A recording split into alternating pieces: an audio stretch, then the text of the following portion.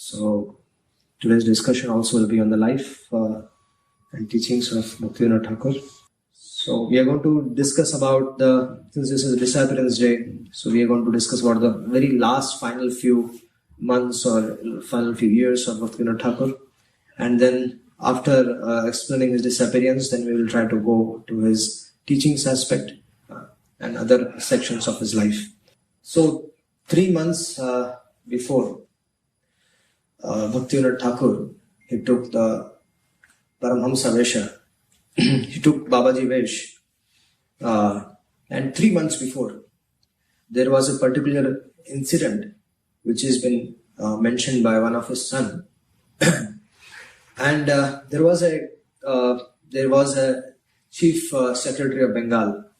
His name was Sir William Duke. And Sir William Duke was his authority of Bhaktivinoda Thakura for many years.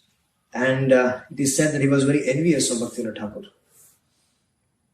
And so his son was working in the same building.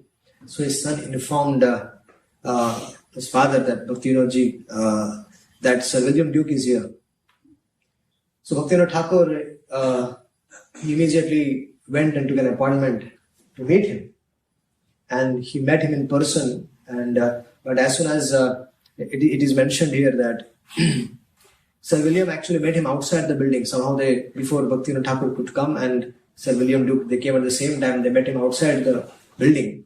And surprisingly, Sir William, he folded his hands and welcomed Bhaktivinoda Thakura. He caught hold of his hand and took him inside to his office. And he said, "My dear Kedarnath, when you are district magistrate, I wanted to take you out of office." So Bhaktivinoda Thakura asked why. And he said that I thought that if people like so qualified like you are there, then that time India was ruled by British. So they said that we'll have to leave the country because you were more qualified than we expected. And that's why we wanted to suppress you and make sure that you don't progress. And I wanted to see you out of the office. And Sir William was amazed to read the judgments that Thakur Bhaktivinoda used to pass in his court cases. He used to solve court cases in minutes actually. For other judges, it used to take hours to solve that cases, but Bhaktivinoda Thakur used to solve that cases in minutes. And in 2 hours, he used to handle so many cases. And when he used to pass some judgments, so he mentioned, Sir William Duke mentioned, that when he used to read the judgments that Thakur used to pass in his court case, he was amazed at the great wisdom which was reflected in his solving of the cases. And Bhaktivinoda Thakur, he was a devotee, and it was very much visible to Sir William Duke that he was something different.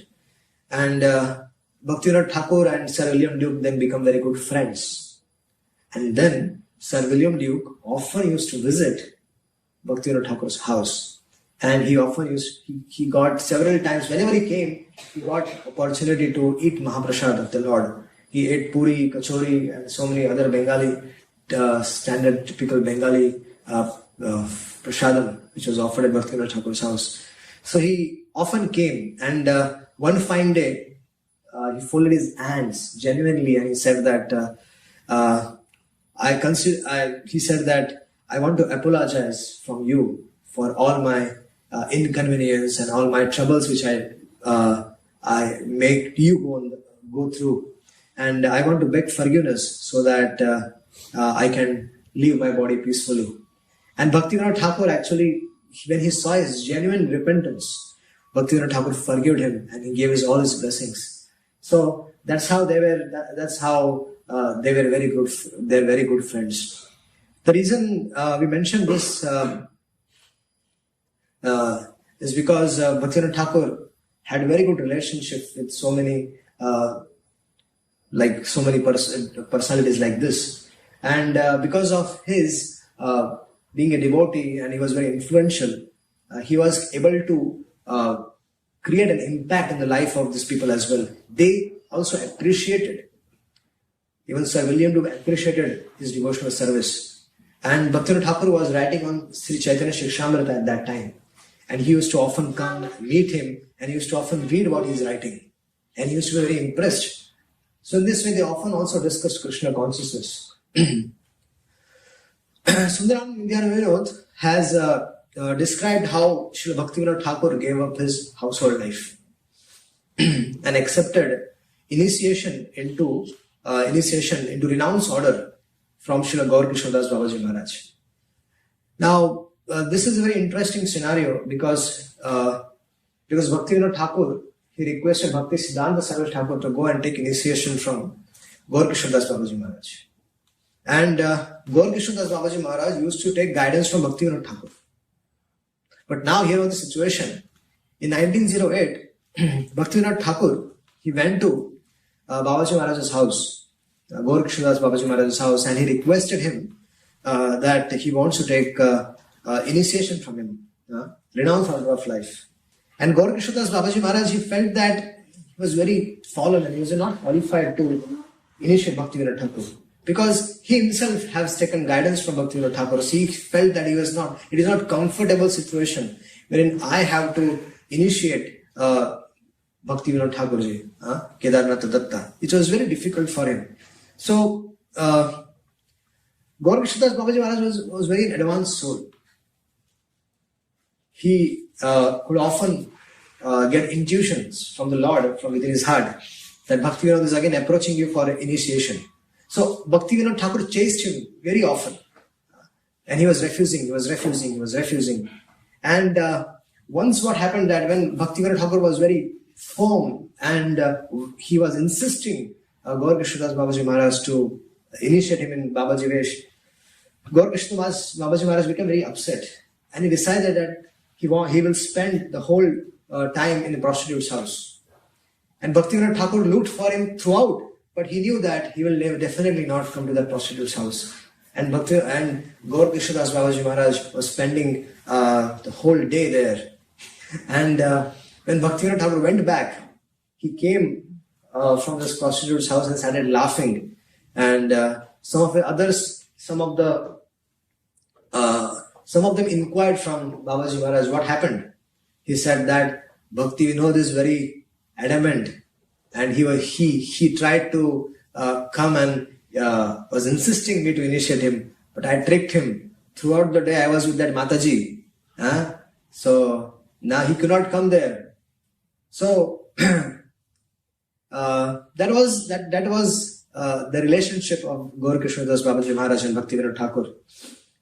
So one fine day, there was a time when Bhaktivinoda Thakur, he sent one of his sons to Navadvip to bring Babaji Maharaj to Swananda Sukhada Kunja. And Babaji Maharaj agreed to come. And after a few days, he initiated Thakur Bhaktivinoda in the Babaji Vesh and in renounce order of life. And under the direction, there was a custom which was followed, that when Chaitanya Mahaprabhu was present, Sanatana Goswami Pad, he took the renounce order of life by accepting that Vesha, Babaji Vesh. They have that sannyasis, they wear that. Even the Babajis also wear the same thing. So he wore from Tapan Mishra. So Bhaktivinoda Thakur also, following the footsteps of Sanatana Goswami Pad, he wore the Bahiravesha, the begging apron of Jagannath Babaji Maharaj. And wearing that, he accepted the sannyas order of so Bhaktivinoda Thakur, although he accepted the Babaji Vesh, he still was absorbed in writing and preaching, and he was spending most of his time in Godrumadvip and also sometimes in Kolkata at Bhakti Bhavan. So a lot of time was spent of Bhaktivinoda Thakur in writing books. The Acharya is present in his books. It is we cannot say that the Acharya has left the world. The Acharya is present always in his books. When we say that, we cannot directly associate with Thakur Bhaktivinod. If we say that I am associating with Bhaktivinoda Thakur directly, that is not possible. That is because he is a previous Acharya. But at the same time, we need to understand that the Acharyas are present through their books and through their writings, their songs. So Bhaktivinoda Thakur has contributed so much in terms of his writings, his songs, that like in Srimad Bhagavatam, there are so many prayers of Kunti Maharani, there is Bhishma Stuti, and so many prayers are there in Srimad Bhagavatam.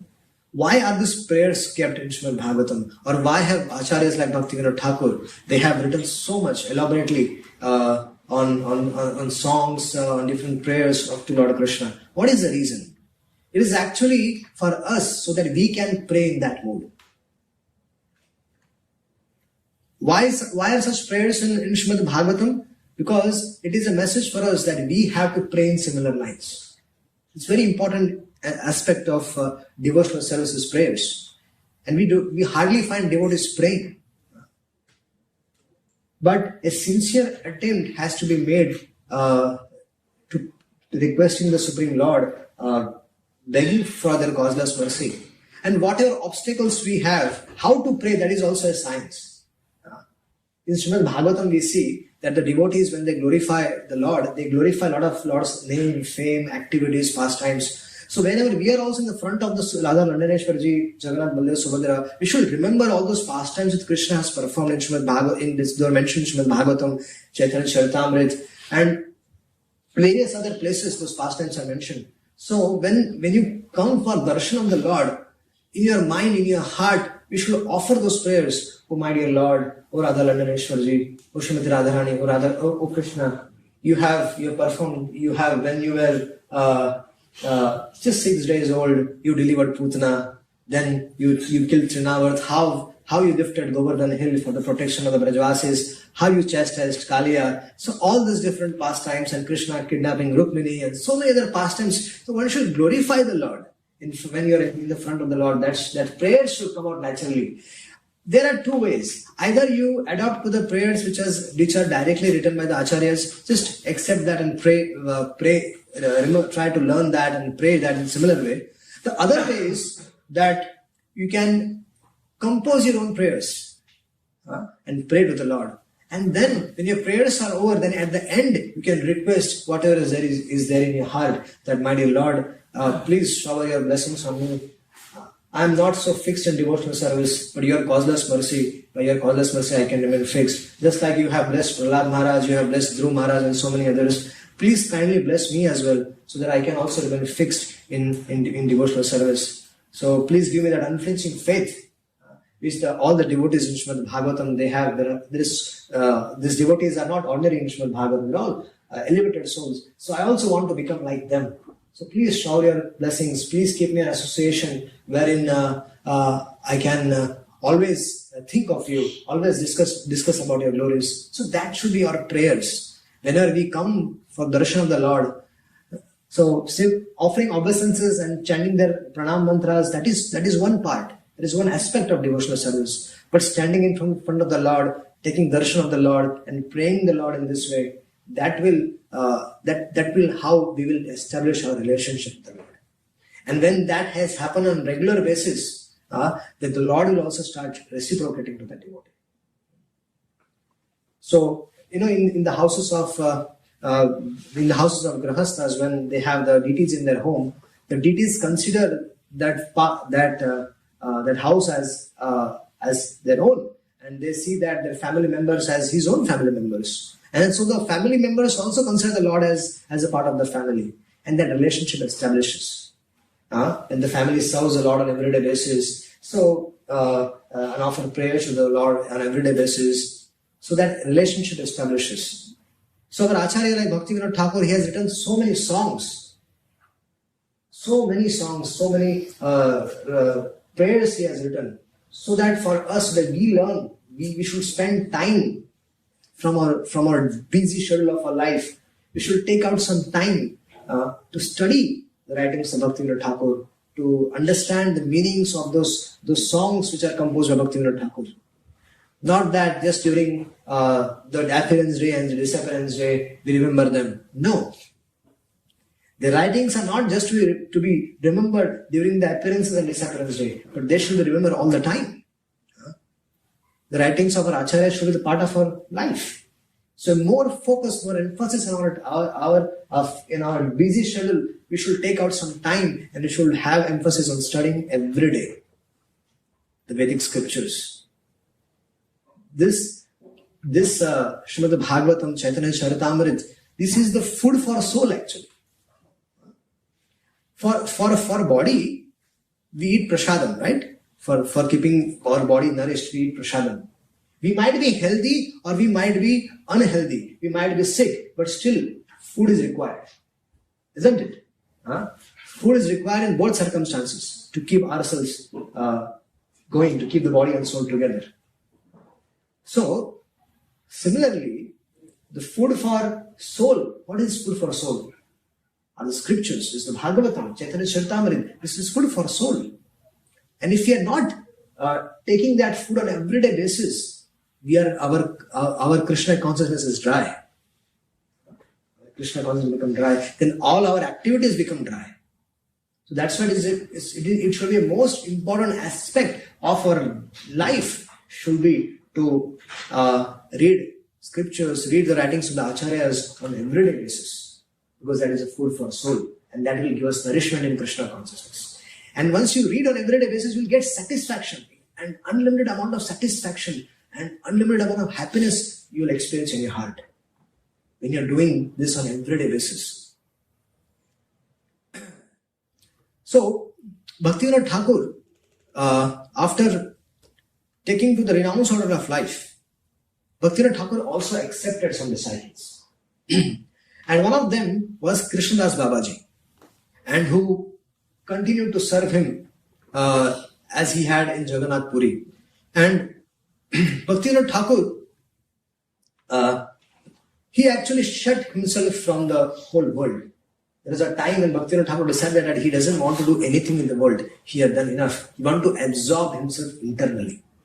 So Bhaktivinoda Thakur in 1910, he was uninterruptedly engaged in the devotional service. And he pretended that he told everybody that he has paralysis, and because of which he cannot communicate with others. But he was actually in Samadhi, he was in trance. On June 23rd, 1914, it was the same tithi around the disappearance day of the... So the sun began its southern course, and it was the same day that Gadadhar Pandit, the incarnation of Srimati Radharani, had left the world some 450 years ago. And precisely at noon, Bhaktivinoda Thakur entered the eternal pastimes of the Lord. And this was beyond the vision of the conditioned soul. So, Thakur Bhaktivinod's Samadhi ceremony was held a bit later when the sun began its northern course. And at that time, the ashes of Bhaktivinoda Thakur were taken from the Bhakti Bhavan and was brought to his home in Godruma Dweep. And they were placed in a silver urn utensil, and was buried in a festival, huge kirtan and festival was organized in the honor of his disciples, in the honor of Bhaktivinoda Thakur by his disciples. So hundreds of them took part and they participated in this event.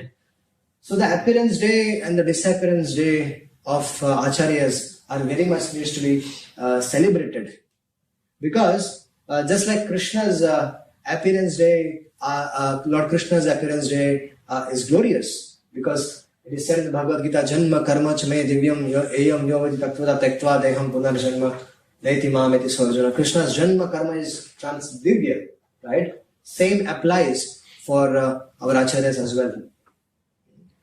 Our Acharya's life activity is also glorious. It is not ordinary. They are here for the Lord's mission. Lord Krishna comes in this material world for a mission. We were discussing this yesterday. And he has a purpose. So our Acharyas are also, they have been sent here for a purpose, and their mission is the same, to attract the conditioned soul towards Krishna. When Krishna comes here, he performs pastimes and he attracts all the conditioned soul towards him. So when Krishna disappears, Srimad Bhagavatam comes, and also the Acharyas, they come and they glorify Krishna from Bhagavatam. They broadcast the glories of Krishna, his name, his fame, his pastimes, and Lord's glories are very powerful. Lord's glories, Lord's name, Lord's fame, Lord's pastimes are very, very powerful. They're not ordinary. It's very, very powerful. If a conditioned souls hear them, they will become devotees of the Lord. And you practically saw that. Srila Prabhupada, when he came in the West, what did he do? He broadcasted the holy name. He broadcasted his name, fame, pastimes in the form of giving Bhagavad Gita classes, Bhagavatam classes. He spoke about Krishna. And that attracted everybody. And they became devotees. So same principle is applicable now also. You have to, how preaching can be done? This is the principle to be followed. How to preach. This is the easiest way of preaching. So, Bhaktivinoda Thakur,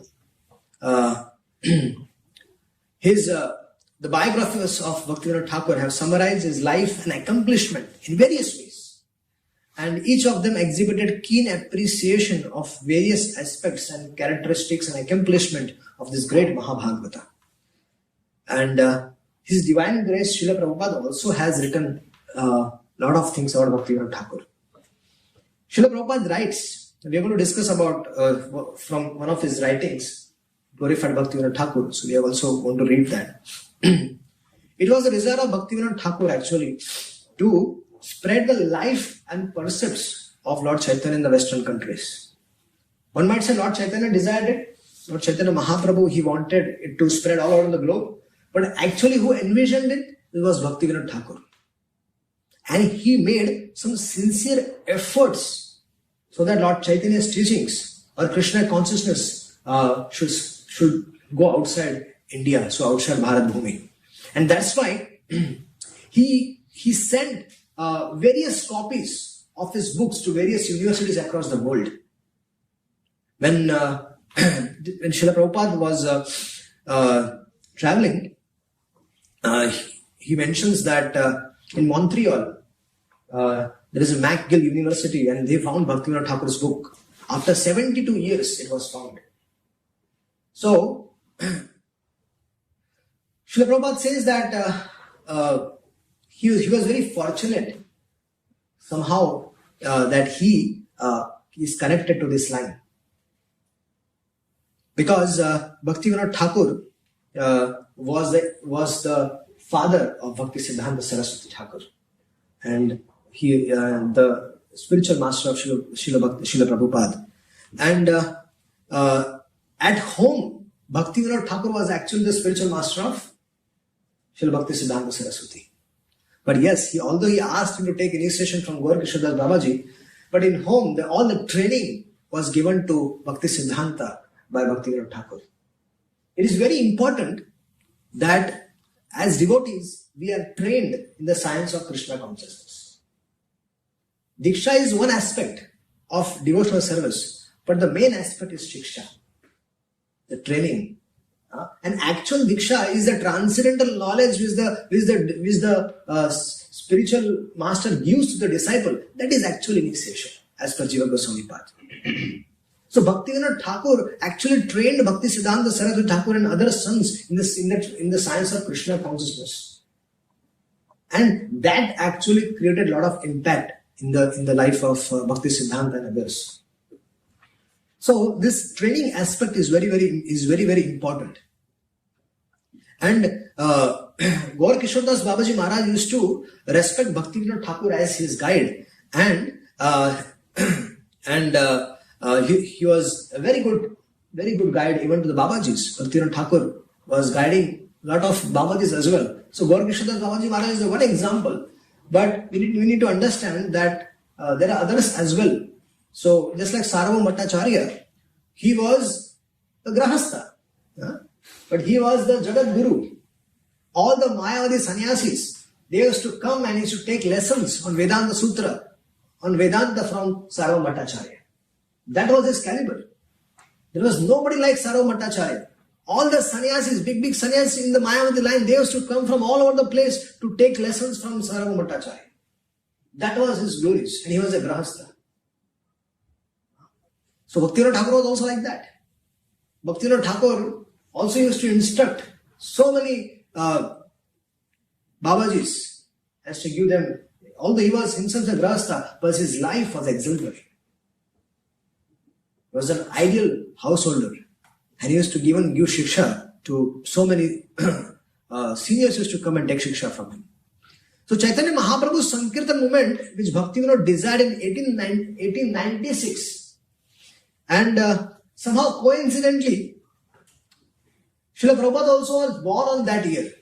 In his glorification, he mentions that 1896 was where Bhaktivinoda Thakura desired that this Krishna consciousness should spread outside, and he made efforts in that year. And that was the year when his divine grace was also, Srila Prabhupada was also born in Kolkata. And you can see that Prabhupada took initiation from his own son, Bhaktisiddhanta Saraswati Thakur. So spiritual line of understanding is different from the materialistic point of view.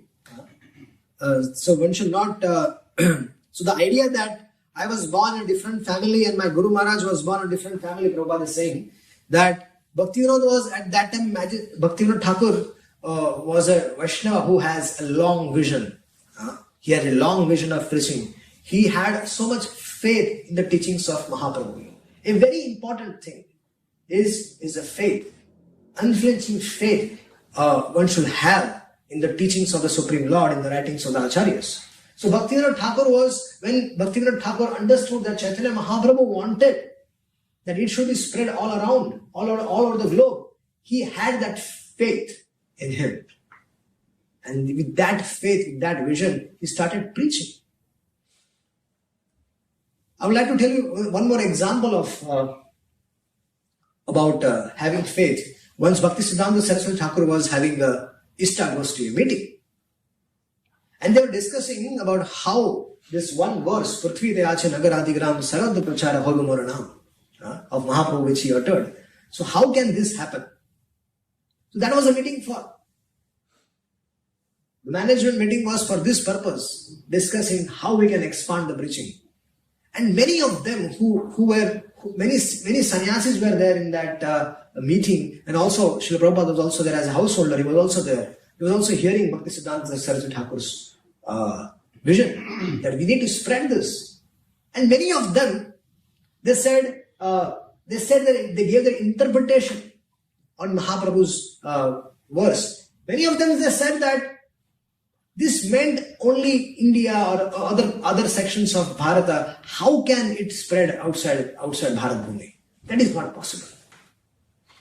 So they actually were not having so much faith or so much inclination. And who will do it? They used to often discuss in that meeting. They were discussing who will do it, who will do it. That was the discussion. And after the meeting was over, also, there is some kind of, I'll not use the word gossip. This is not a proper word, but usually after the meeting also there is subcommittees, and they also discuss, in the small groups that, okay, what happened in the meeting and everything. So Srila Prabhupada overheard that Bhaktivinoda overheard that they were saying that Bhaktivinoda envisioned. Bhaktisiddhanta, our Guru Maharaj tried. But who will do it? It is not possible. And that time, this householder, Prabhupada, he looked at them and he said to them, some fool will do it someday. Some fool. They were his godbrothers. Relationship with godbrothers is a very transcendental loving relationship. So Prabhupada ji indicated to them that some fool will do it. And he told them, if Mahaprabhu has said, Bhaktivinoda envisioned, Gurudev is saying, then it will happen. Because Prabhupada also had unflinching faith in the writings of the Acharyas, in the words of the Lord. So in our Krishna consciousness, in our life also, we should learn this point that we should have unflinching faith in the orders of the spiritual master, unflinching faith in the vision of the Lord. If Mahaprabhu has said it will spread, and who knew before 1965 that the movement will come out from India? And it came. An older man of 69 years old, he comes out of Bharat, out of India at such an old age. And in 11 years, he spreads Krishna consciousness all across the globe. That was the vision of Bhaktivinoda Thakur. Bhaktivinoda Thakur, he actually wanted that the teachings should spread outside. So, on the auspicious auspicious ceremony of Lord Chaitanya's appearance day, it will be, we have to hear from, also here Prabhupada is writing that we should hear from Bhaktivinoda Thakur, read his writings, understand what he wants, and my disciples, my grand disciples, they should try to fulfill the vision of Bhaktivinoda Thakur. And practically, there was a time in Chaitanya Mahaprabhu's movement, actually it was inaugurated 500 years ago by Lord Chaitanya himself. But there were so many pseudo followers of Lord Chaitanya. And they were actually trying to completely change the teachings of Lord Chaitanya Mahaprabhu. There was a whole movement, and the original teachings were actually lost. The original pure teachings of Chaitanya Mahaprabhu, they were actually lost. So Bhaktivinoda Thakur, he wrote hundreds of books to re-establishing the pure teachings of Chaitanya Mahaprabhu. He was on a mission single-handedly. Just like Prabhupada went single-handedly, Bhaktivinoda Thakur was also going single-handedly against the current. Everybody around there, they were all saying that they are Gaudiya Vaishnavas, but they were all compromising the teachings of Lord Chaitanya. They were preaching hodgepodge philosophies. And Bhaktivinoda Thakur, he started a movement of his own, because he had such firm conviction in the teachings of Lord Chaitanya. And he was such an empowered soul, empowered personality, that Bhaktivinoda Thakur started a movement. The real Chaitanya Mahaprabhu's movement. The real teachings. And he broadcasted it, he spread it through his own efforts. And that is the result that today Bhakti Siddhanta Saraswati Thakur established 64 Gaudiya Maths, and then his Divine Grace Sri Bhaktivinod Swami Srila Prabhupada, he made an effort also to globalization of Bhagavad Dharma. He spread the Bhagavad Dharma globally. So, Bhaktivinoda Thakur, he wrote 100 books. Can you imagine a person who is a responsible officer, okay, who is a magistrate, who is a grahastha, and that too a grahastha having 10 children. So, that person who has to take care of his children, who has to take care of his office, who has to do other services as well, he was writing books. He wrote more than 100 books.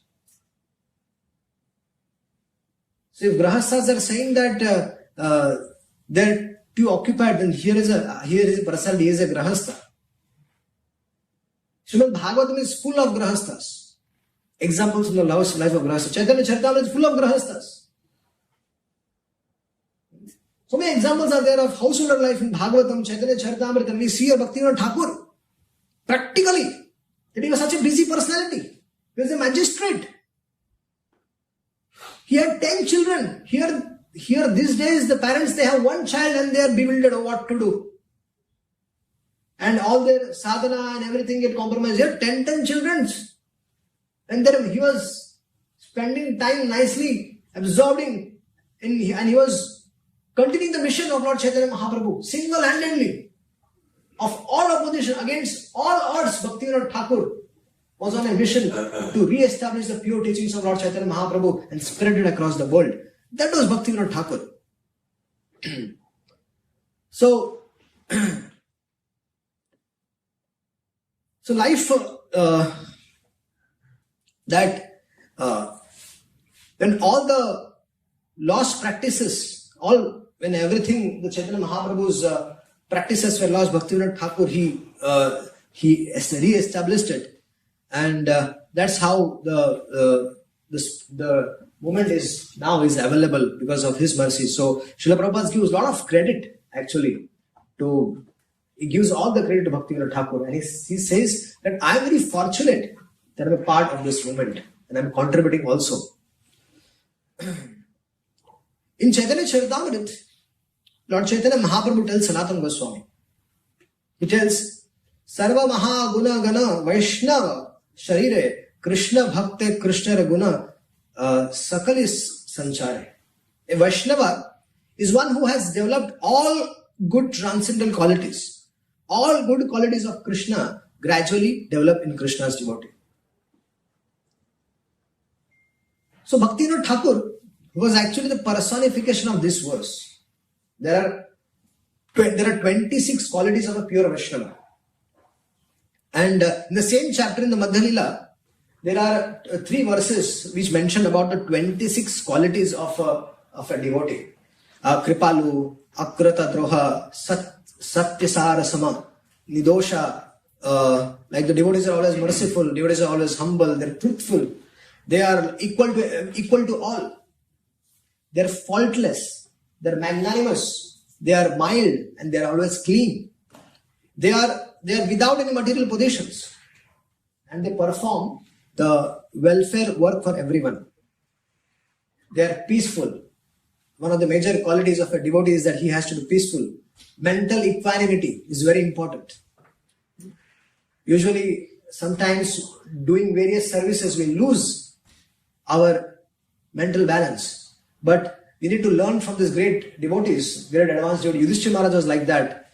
Brahmaji was also like that. That in all the most difficult times, one has to maintain one's mental equanimity so that one can contribute in a very positive way towards the mission of the Lord. It is not easy to preach Krishna consciousness. And I can say that it is very difficult to live in material world. Situations are so ups. Every day there is some ups and downs are going on. So a person who is mentally balanced, he tolerates everything. Like for Yudhishthira Maharaj, everybody, many of them like Duryodhana, Shakuni and so many others, Dhritarashtra Maharaj used to consider Yudhishthira Maharaj as his enemy. But if you ask Yudhishthira Maharaj, for him there was no enemy. Yudhishthira Maharaj was very balanced, he was tolerating everything. Brahmaji also, the gopis used to criticize him, like left, right and center. Even gopis, the topmost devotees of the Lord, they were criticizing Brahma, that you rascal, why did you make this eyelid? Because of which it is obstructing the vision of to see Krishna. So, what is this? So they used to criticize and Brahma used to tolerate that. So, we also, during our preaching endeavors, in our efforts, in our staying amongst the devotees, this mental equanimity is required, the balance is required because we need to tolerate things, tolerate and cooperate, and we have to work together for the mission of Lord Chaitanya Mahaprabhu. And that's what Bhaktivinoda Thakura was like that. And they are indifferent to the material acquisitions and are fixed in devotional service. These great personalities, they don't want anything for themselves actually. They're everything. It might seem from external vision that he's a householder, he has a family, property and everything. Just like Bali Maharaj was a demon. He was born in the family of a demon. He was the leader of the demons. But who was he? In reality, he was a Mahabhagavat. Bali Maharaj was a pure devotee of the Lord.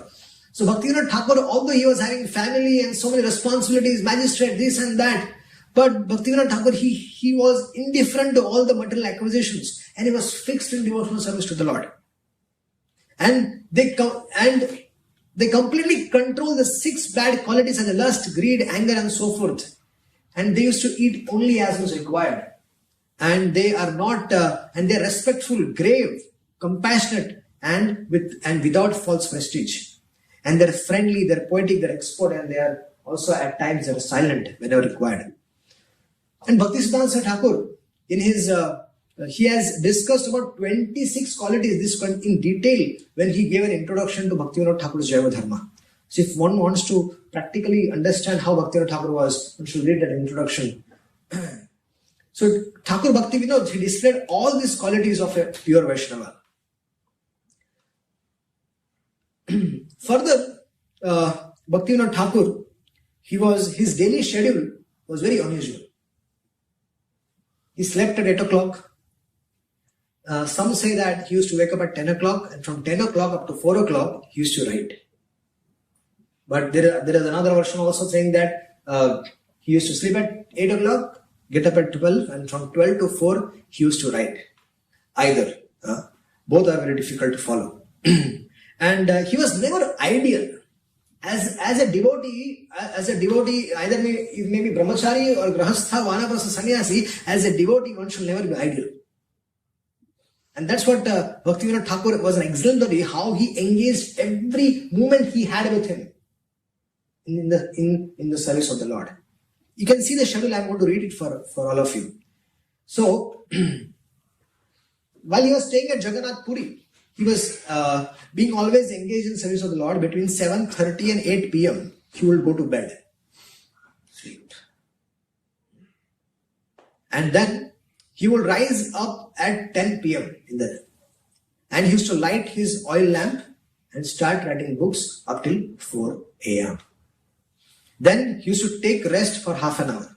For 4:30, he could wash his face and sit down chanting on the beads. And till 7 o'clock, Bhaktivinoda Thakur used to chant. And 7:30, he used to answer all his correspondence. If there was any there was no WhatsApp or emails that time, but any correspondence, any letters need to be replied. So he used to reply that. At 7:30, he read various religious and philosophical work till 8:30. And 8:30 a.m., he used to receive visitors. That was his fixed time. And read various and then till 9:30 he used to visit the visitors. And at that time he would go back and forth on the veranda on his house, contemplating different religious questions and swallowing them in the mind. There was a time for smaran, exclusive time for smaran. In our 24 hours busy schedule, there is no time for smaran. There is no time for contemplation of what we are doing in our life. Here he had a time, Bhaktivinoda Thakur had a time for contemplation, how to solve the issues. We are so prompt that we are doing things so fast that we don't give a thought to anything we are doing. So it is very important. We should learn from this, our Acharya, that it is a lesson for all of us, that a time should be there where we contemplate on things. So here, Bhaktivinoda Thakur, sometimes he would solve them aloud as if preaching to some unseen guest, and he would rest briefly from 9:30 a.m. to 9:45 a.m. and they take bath and take breakfast. And what was the breakfast? Half glass of milk, 2 chapatis and some fruit. That was Bhaktivinoda Thakur's breakfast. At 9:55, Thakur Bhaktivinod would wear his uniform of magistrate and he used to leave for the court. As a magistrate, he wore a coat and pant. And but he had his kanthimala very, very visible. It is not that many times devotees, when they go to work, they are afraid. Especially in India, amongst the youth, devotees in India, and because I am coming from India, so I can relate to them. So they are afraid of wearing this kanti and all. But here there is an example that a magistrate, in the time of when their country was ruled by Britishers, Bhaktivinoda Thakur was wearing coat and this tilak, and not tilak but beads was very, very visible. And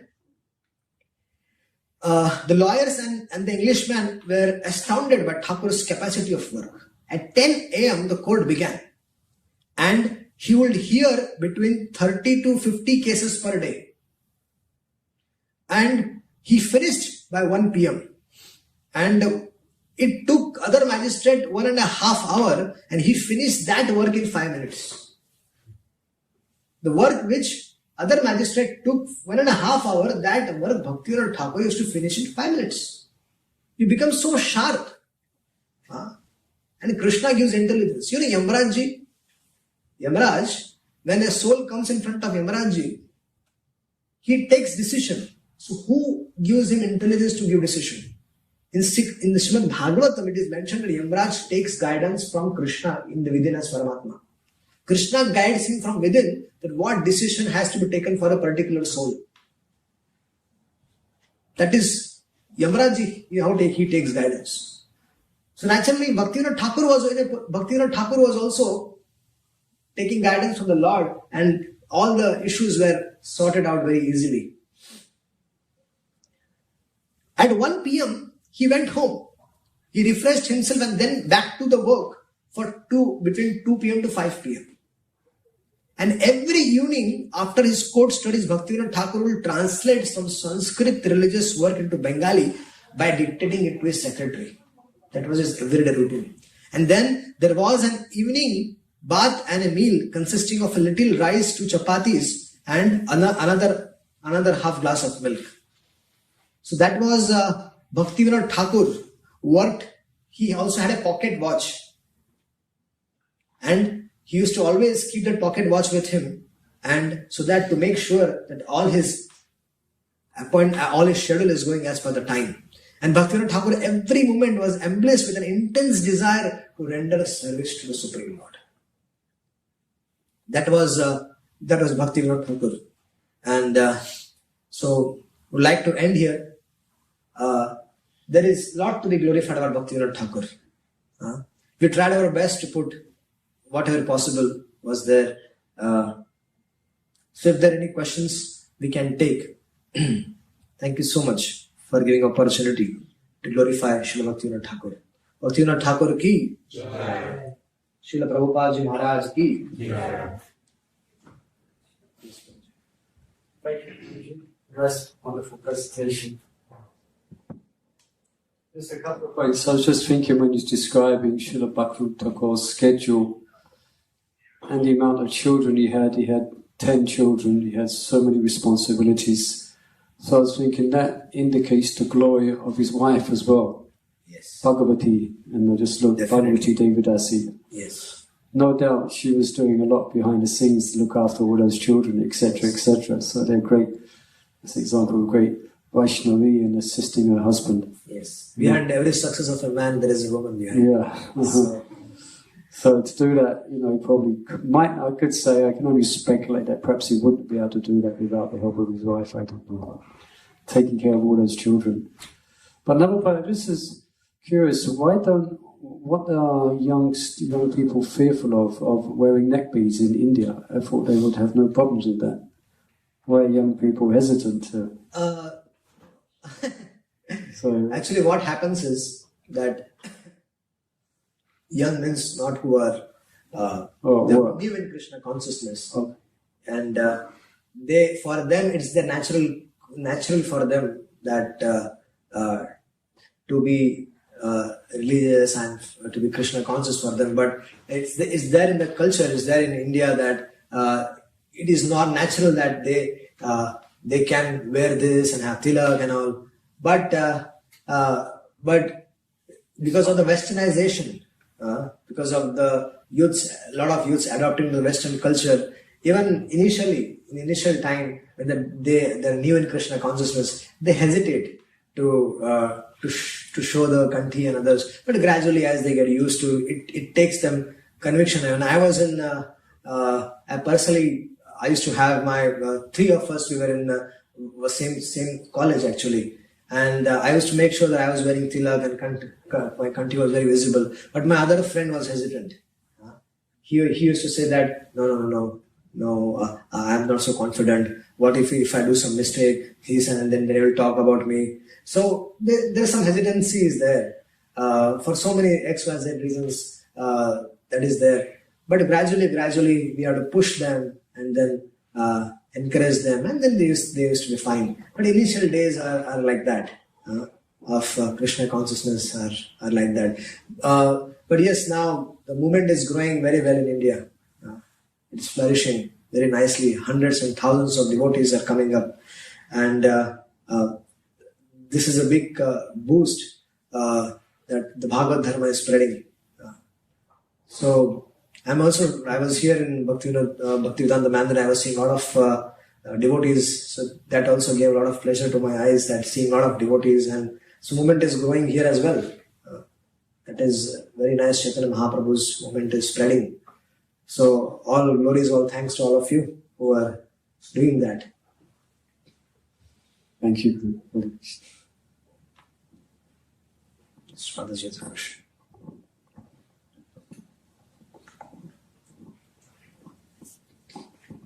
you so much for a wonderful class. I want to know, I'm not sure if Bhaktivinoda Thakur was the one that find again all the holy places that were lost, like the Yoga Pit. Was he doing this, finding the holy places where Chaitanya Mahaprabhu used to be? Yes, I did not cover that aspect. I have prepared certain thing to present, but yes, Bhaktivinoda Thakur did biggest service. Actually, three main contributions are there. One is finding. One of them is finding the actual birthplace of Chaitanya Mahaprabhu, because it was said that there was a duplicate Chaitanya Mahaprabhu's birthplace, and it was a business made out of that.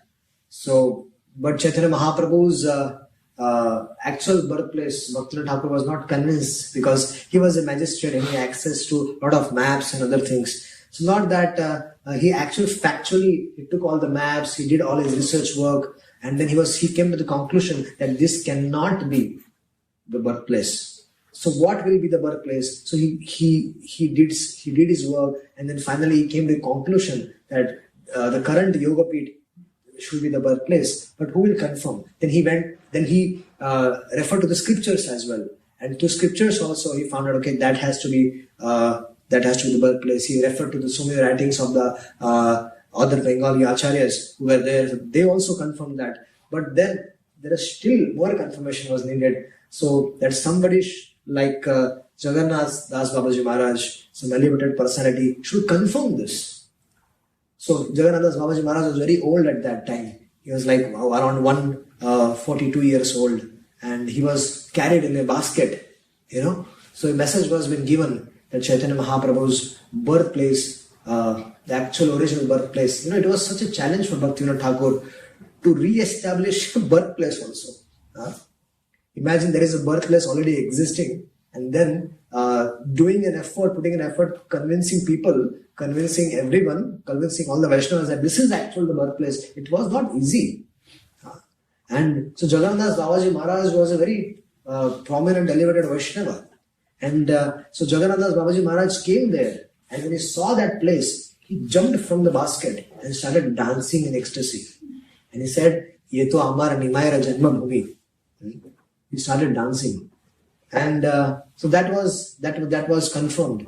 So the records confirmed, the records confirmed, the local people confirmed, the writings of the acharyas confirmed, and then also the sadhu himself confirmed. So when all these factors were there, then the Bhaktivinoda Thakur, he confirmed this is the Chaitanya Mahaprabhu's birthplace. And there is also, he saw from his bhajan kutir,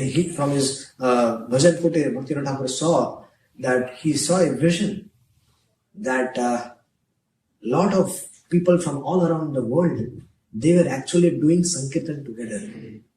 So Bhaktivinoda Thakur saw that in his vision. So when a devotee is putting sincere efforts for spreading the glories of the Lord, so the Lord also reciprocates. And the Lord also gave Bhaktivinoda Thakur confidence that whatever you are doing now will be achieved in the future. So sometimes when you are planting a mango tree, then it takes actually because of the I will say that mango trees, the trees give fruits very quickly, but earlier days it was not like that. The actual mango tree, without urea and without all the complications, the mango tree when it was planted, the next generation used to get the fruits. It was like that. So Bhaktivinoda Thakur, when he was putting his efforts, sincere efforts in spreading the Krishna consciousness, so Krishna reciprocated by giving him a vision. Look, whatever efforts you're putting now is going to bear fruit. So you continue what you're doing. So he showed him that how all the devotees from all around the globe, different countries, they're coming together and chanting the Hare Krishna Mahamantra. Thank you so much. And I have a second question. Who is he in like Krishna Leela? I know he's one of the Manjaris. He's Kamala Manjari. Yes, he's Kamala Manjari. He's Kamala Manjari. He himself has written in one of the songs. Any other questions? In this time, what's the best time of day for Smaran? The time when we don't use social media. Evening, morning, anytime. The time when we don't use social media, keep away your phone and everything, take your bead bag and go on a walk and contemplate on. Yes, that is because these days, morning, afternoon, evening, 24 hours, the first thing we wake up, we check our WhatsApp, check our Facebook, what's happening, this and that, check the news. So our life has become very difficult, very complex. And out of all his poetry, his prayers, and his songs, is there a favourite of yours? I have a favorite book of the Jaiva Dharma is my favorite book. Jaiva Dharma. Actually, what is Jaiva? What is Sanatan Dharma? There are fathers of many Hindus. They claim they are Sanatanis, but nobody knows what is Sanatan Dharma. There are people who follow Sanatan. They say they are followers of Sanatan Dharma, but nobody knows what is Sanatan Dharma. So what is Sanatan Dharma? Sanatan Dharma's another name is Jaiva Dharma. Jaiva Dharma's another name is Bhagavad Dharma. So whatever is Sanatan Dharma, that is Jaiva Dharma, that is Bhagavad Dharma. And what is it? That occupation of living entity which cannot be separated from him at any moment. That is Sanatan Dharma. Sanatan is eternal and Dharma means occupation. That occupation of a living entity that cannot be separated from him. That is, what is that? That is Krishna consciousness. That we are servants of the Lord. Mamayavancho jiva loke jiva bhuta sanatana. Jivera swarup Krishna nityadas. That is Sanatan Dharma. Knowing this is Sanatan Dharma. That we as living entity, our duty is to serve the Supreme Lord. That is Sanatan Dharma. That is Jaiva Dharma. That is Bhaktivinoda Thakur has elaborately mentioned about the Jiva's Dharma in that book, Jaiva Dharma. That is Bhaktivinoda Thakur's biggest contribution. But the world should read. Hare Krishna devotees should read. Hare Krishna devotees are very busy. They don't have time to read our Acharya's books. So first focus should be reading our own Acharya's books. Then you will understand our dharma as jivas, as living entities, that our actual dharma is to serve the Supreme Personality of God, Shri Krishna. Thank you.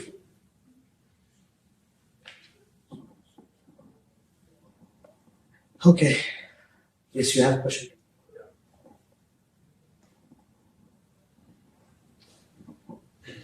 Hare Krishna, Prabhu. So what should be the mental process when somebody criticizes us or disrespects us? How can we not let pride get in the way? The time is very, very powerful. Time is very powerful. And if someone criticizes you, abuses you, if you can, the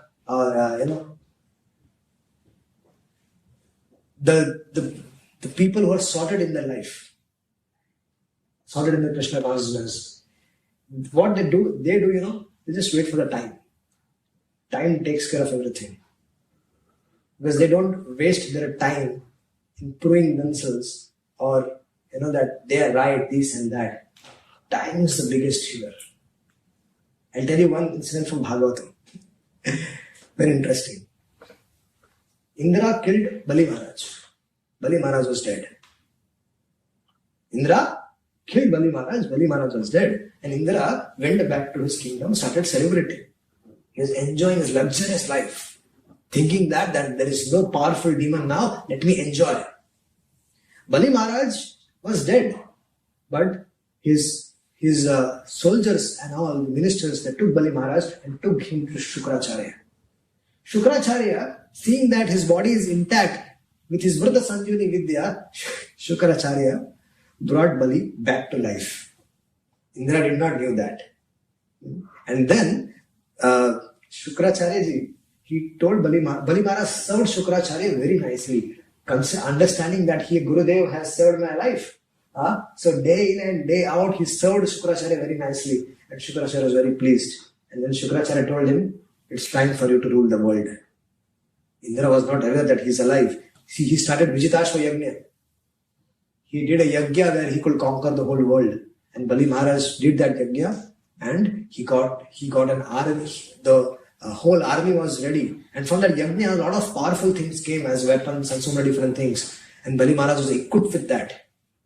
And then he took the entire army of his and then went and captured the whole of Swargaloka, where Indra was residing. And Indra was not aware. Bali played his counsel. As soon as he went there, he played his counsel. And Indra was shocked that this is Bali. So he immediately ran and he saw that Bali is alive. How come Bali is alive? He was dead. I killed him. And then he immediately went to Guru Brajsundar. Gurudev, Bali is alive. How? And then Brahmaspati comes and he sees Bali Maharaj carefully. And he sees that Bali is not only alive, but he is very, very powerful, so powerful that even the Supreme Personality of Godhead, Krishna, cannot defeat Bali Maharaj. Because he is blessed by Shukracharya. A Brahman has blessed him. And he is saying that I can see two Shukracharyas. One Shukracharya himself, and Shukracharya himself has empowered Bali Maharaj in such a way that he can conquer the whole world. So Indra said, now what I should do? Without fighting, give up the kingdom. There was a time when Bali Maharaj was defeated. But the time turned. And that Bali Maharaj became Indra. And without fight, that is time. So time is very powerful. So if something, you can put certain efforts on from your side to stop that thing, but then you understand this is beyond my capacity, then just leave it to the time, and time will take care of it. However powerful a person might be, time will bring him down. And however insignificant you might be, you become very powerful. That is time. Hare Krishna. So yes, I have a book here with me, Taking Shelter of Srimad Bhagavatam. So I'll be putting that on the stall outside. So if all of you are interested, you can buy that. It's book actually. Can somebody just get this book? Oh, can you take out the book from that? I'm sorry. A small book. So we're keeping this outside. This book is about glories of Srimad Bhagavatam. From Padma Purana and from the Skanda Purana, so you can take it outside.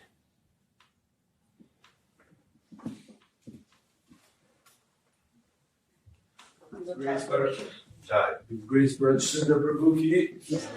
Yes.